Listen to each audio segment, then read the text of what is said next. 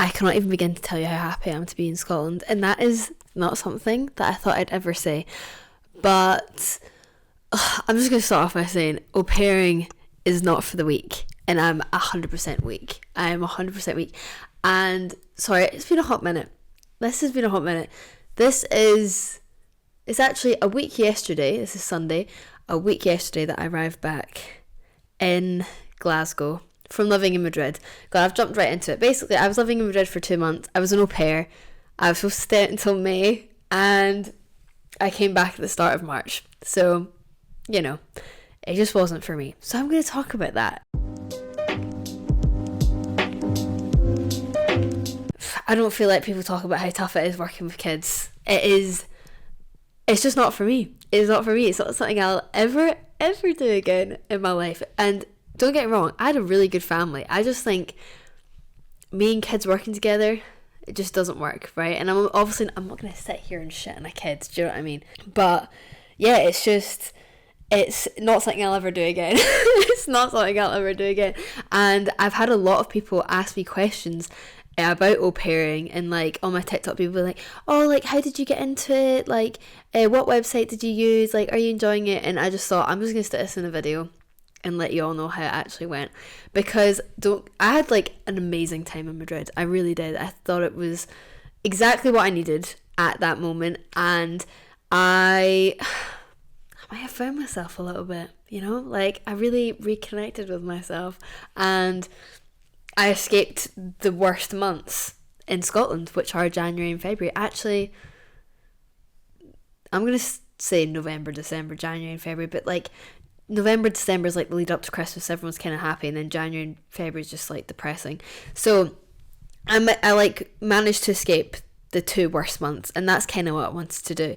So I've got a little notes written up here so that I could talk about what it was I was doing. So I arrived in Madrid. I left Glasgow. I'm going to lean back for this. I left Glasgow on the 5th of January, and I went from Edinburgh Airport. It was early.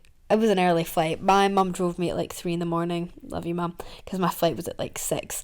And I'm obviously shattered, but I'm so excited. I've got 2 massive suitcases that were actually over. But you know what? Ryanair were actually really sound about it, which is not something that you hear often.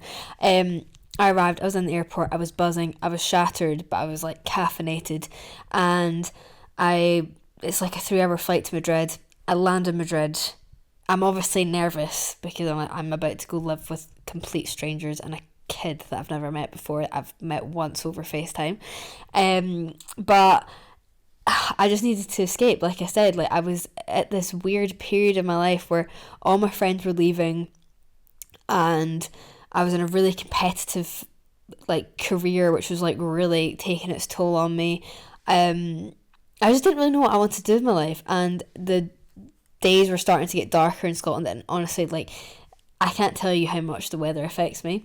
It really does. People think that sad, like seasonal affective disorder, is just like, I think a lot of people just think it's just a bit of like bullshit, but it's actually not. I can't even begin to tell you how much it affects me. Like, it is brutal. Like, I get so unbelievably depressed in the winter months, and I just don't see like the light at the end of the tunnel. So that is basically why I left, and also because everyone else was leaving and I just couldn't bear the thought of staying in Glasgow and just not doing anything but working. So I thought, what is the best way to go abroad is probably au pairing. So that brings me back to the airport. I thought I'd just add in that little bit of context, because au pairing is quite easy, and it's the best way to go abroad because you're just living with someone's family for free, and you kind of just have to look after the kids. And I was looking for just 1 child. I couldn't handle 2, but then I probably should have gone for 2, because then they could have just entertained each other. But we're not dwelling on it. I'm never doing it again.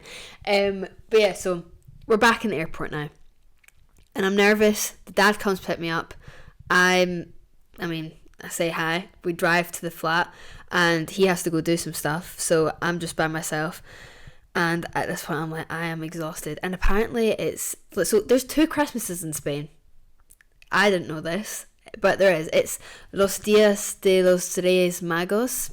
I did study Spanish. And it's like their second Christmas, and it's like a huge day. They're basically celebrating the 3 wise men that came to baby Jesus. And there's like festivals all over Spain.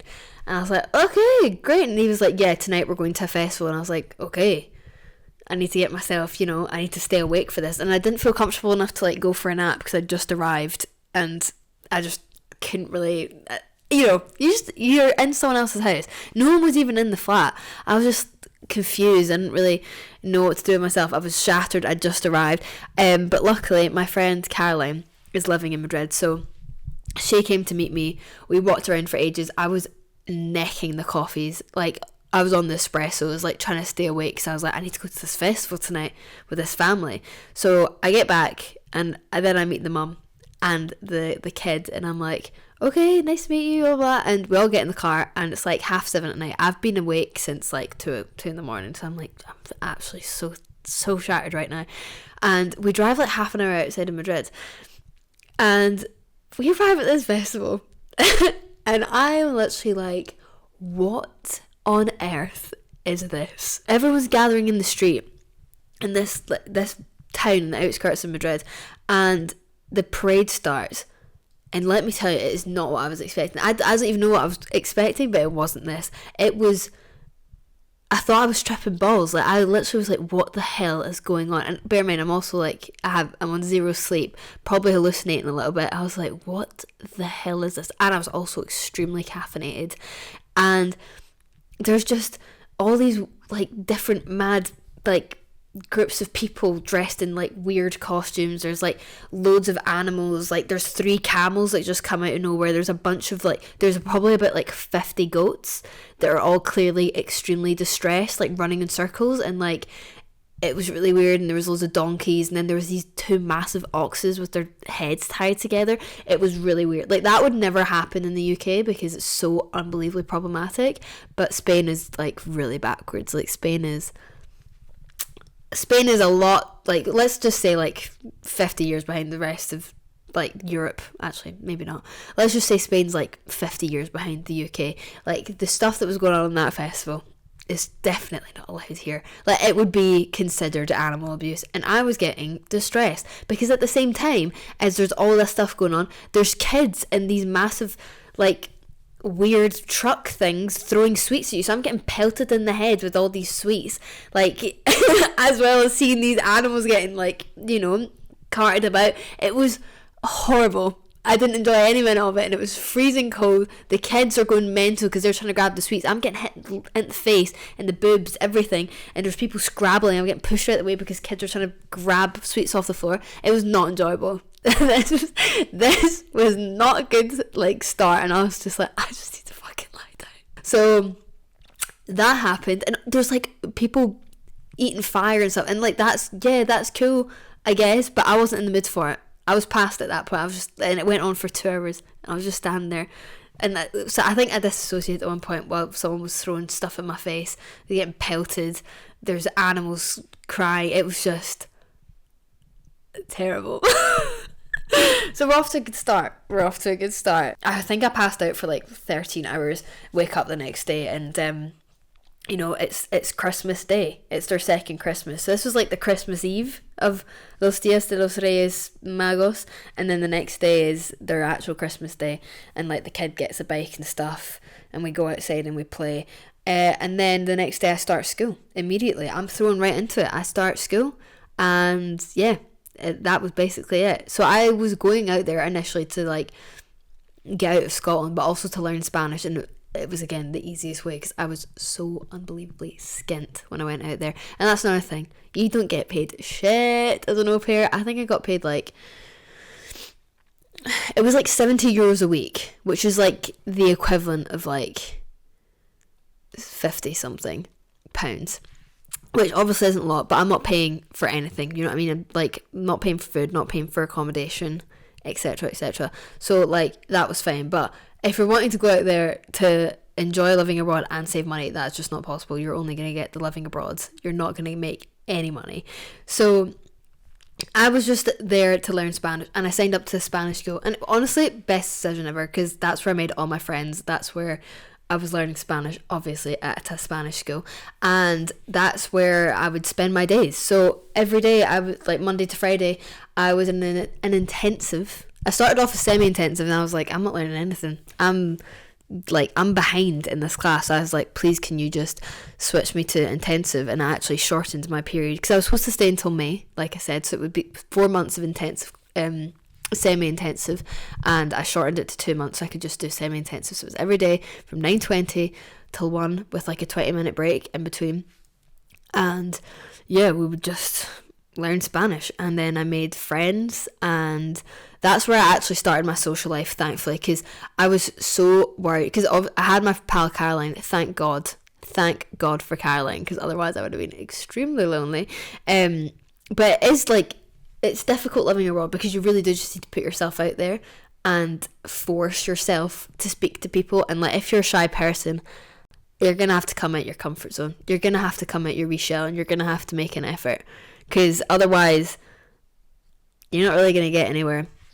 And lucky for me, I could talk to a brick wall. So I started making loads of friends, which I was really grateful for. I wasn't stuck with any weirdos in my class, and yeah, and that's, like I said, that's where my social life came from. And let me just tell you, it is so cheap in Madrid. It is so cheap. I mean, depending where you go, but because I was hanging out with people that had lived in Madrid for a long time, they were taking me to the cheap places, which was really good.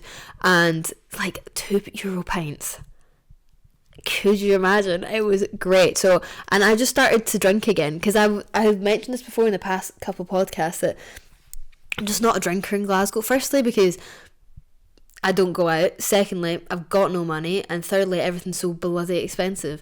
So, and I just stopped drinking. And also, I just got so anxious drinking here. I don't know why. Maybe because of the culture here as well. I think there's such a, everyone knows this, that the culture in the UK for drinking is extremely problematic.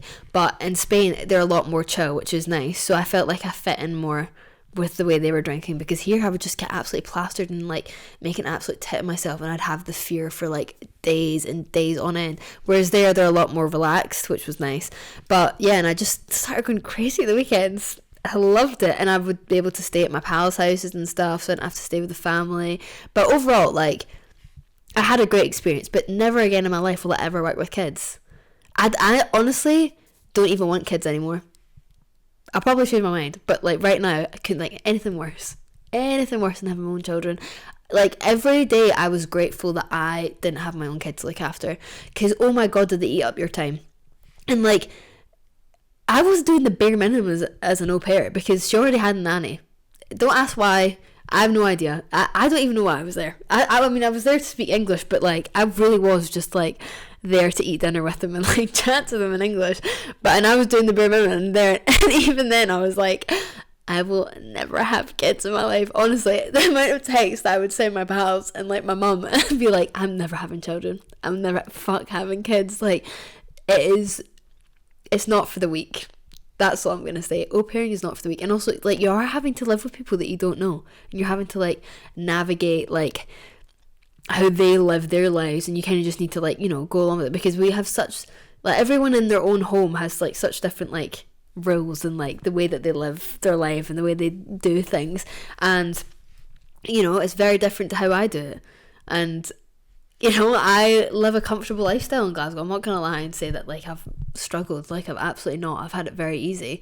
And, yeah, just, like, it changes your perspective on things. And it made me so grateful for having my own space. Like, that is one thing that I will say. Living with strangers and, like, living with another family makes you so grateful and appreciative for your own space and your own freedom. Because that is one thing, like, I had freedom, obviously. Like, I could do what I wanted at the weekends. I could do what I wanted, like, after we'd had dinner and stuff. But I didn't want to take the piss, because, again, I was living with people that I didn't really know.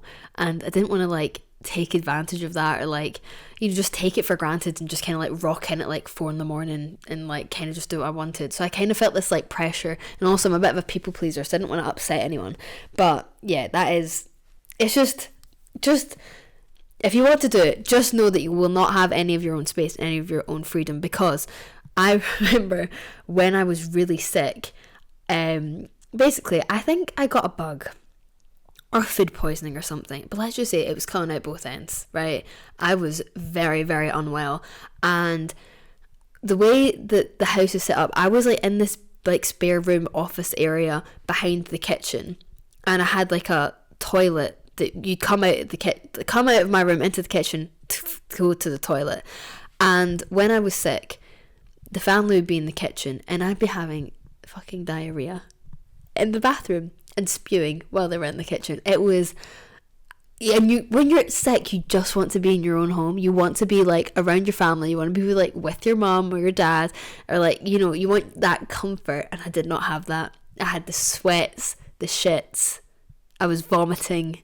It was horrible. It was horrible. And the walls were really thin, so I couldn't really sleep. It was just, it was terrible. That was like the low point. And I think that was kind of when I was like, I don't think I can do this anymore. And I remember I called my mum. My mum was like, Gabrielle, I think you have done your time. When you've finished your course, you just come home. And I was like, yeah, you're right. And I just needed my mum's confirmation that I was allowed to come home. And you know what? See, I don't know what it was, but during my time in Madrid, I just realised I had free will. Like, I think that's when it really hit me. Like, I'm an adult. I can actually kind of do whatever I want within reason. And as long as I'm not harming anyone or doing anything illegal. But I can kind of just do what I like. And I think it was in that moment when my mum told me that I was allowed to come home, I was like, actually, I can come home. I don't need to be here. I do not at all need to be here. And again, nothing against the family. I just wanted my own space. Like, I wanted to come back. I wanted to make money for a start because I've got so many stupid plans that I've agreed to. I'm skint. I had no money. So, and I had to, like, I wanted to, you know, come back and like start doing the podcast more. And like, it wasn't, I mean, I'm not fluent in Spanish. There's no real like jobs there for me, which is unfortunate. But yeah, like, my career's here, my family's here, the money that I need is here, like the space that I wanted was here. So I just thought, yeah, you know what, you've got free will, babe, you can actually leave. Like, they're not going to tell you, no, you're trapped here, I'm going to lock you in your room. But I was like shitting myself when I had to tell them that I wanted to leave. I was so anxious that I actually burst into tears in front of them. And also I was having like some family issues as well, so that was another big reason why I wanted to come back. But yeah, like, I just burst into tears, and the dad was like, oh my god, are you okay? And I was like, I think I need to go home. And he was like, of course you can go home. And I was like, oh, thanks. Yeah, I was just so anxious and just also so upset, and I was just sobbing in front of him. He must have been like, who is this, like, what's wrong with this little sad Scottish girl? Like, she can obviously fucking get a flight back, it's not that far. So here I am now. This is a very short episode, but I thought I would just give an update that I'm now back in Glasgow, and I am now back working at the BBC. I'm now back living at home, which honestly I'm so happy about because I missed my bed and my dog and my mum and my brother so much. Am I happy to be back? Yes, in that sense. But also, like, I loved my social life in Madrid. Like, I was doing so much. And also probably because I didn't want to, like, be in the house, like, with the family, because, you know, they're their own family. I wasn't going to get in the way. So I was probably just going out more. But it's also because the weather was, like, so much better than here. And since I've come back, the weather has been so unbelievably gash. It's disgusting. So in that sense, I'm not happy, but I'm happy that, like, I'm kind of getting back on track. But it's exactly what I needed in that moment. It really was, because I was so unbelievably depressed here, like, so not okay. And now I've come back, I feel like I've, like, recharged my batteries and, like, found myself again. But I will be going back to live in Spain 100%. Their way of life is just mad. But again, I think it's the weather. I think if we had that kind of weather here, we'd be living like, you know, the Spanish, the Italians, the French, the Portuguese, but we don't. So we live like the Scottish, which I still love, but when you go away, you appreciate home so much more. Like, see, coming back, I've had this, like, sense of, you know, pride of being Scottish again. And also, see, when I was in Spain, people were bloody loving it. They were loving the fact that I was Scottish. Like, as soon as they would ask me where I was from and I said Scotland, they were like, wow. And I was like, Yeah, makes you so proud. Yeah, I'm happy to be back. I'm happy to be back working, to be honest. I went straight back into it. I arrived and went straight back to work, and I'm just here to make money so I can bugger off traveling again. And I'm going to Japan in May, and then I'm going to France for 3 months in summer to work in a creperie. Genuinely, that's not even a joke. I'm going to work in a creperie in a village in the south of France, and I'm going to document it because it'll be so much fun. Oh, my SIM card just popped out my phone. That's not good. There's a little update for you, and my advice would be, if anyone wants to get into au pairing, prepare yourself, because it is a tough gig, and I didn't even do that much and I found it tough. Do you know what I mean? And I had a good family. And actually, little side note, one of my friends had the most horrific experience, and she got shit rubbed in her face by 2 kids. So that could be your experience as well. So again, it's a great way to travel, as well as like doing the teacher training, like, you know, TEFL, like teaching English as a foreign language. That's a great way to travel. Again, I don't want to be a teacher, so that's not something I want to do. I just want to be able to make money and then work remotely. And I know everyone hates a digital nomad, but technically, if I've got an EU passport, is it that bad? Probably. I just can't live here. I do love it, but I just can't live here. So yeah, there's my update. This is a very short and sweet episode, but I've really enjoyed it. I've actually made sure that I'm as busy as possible when I'm here, because otherwise I would just rot in my bed and watch Bravo TV. I'm also on the Below Deck right now. I love Below Deck so much. See, Below Deck sailing yacht, best one ever. And I love Captain Lee, but Captain Glenn and like Gary and Daisy and all that, say no more.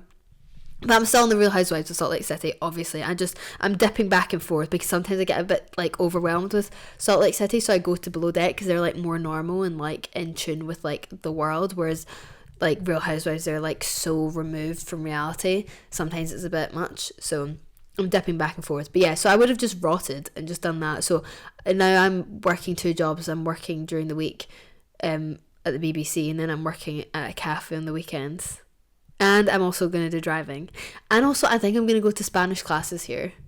So, you know, I'm trying to be as busy as possible. Otherwise, I will be extremely sad. I don't know how to say goodbye to this. I feel like I've not done this in so long, so this feels really, really weird. Thank you for watching. Thank you for listening. Love you. Bye.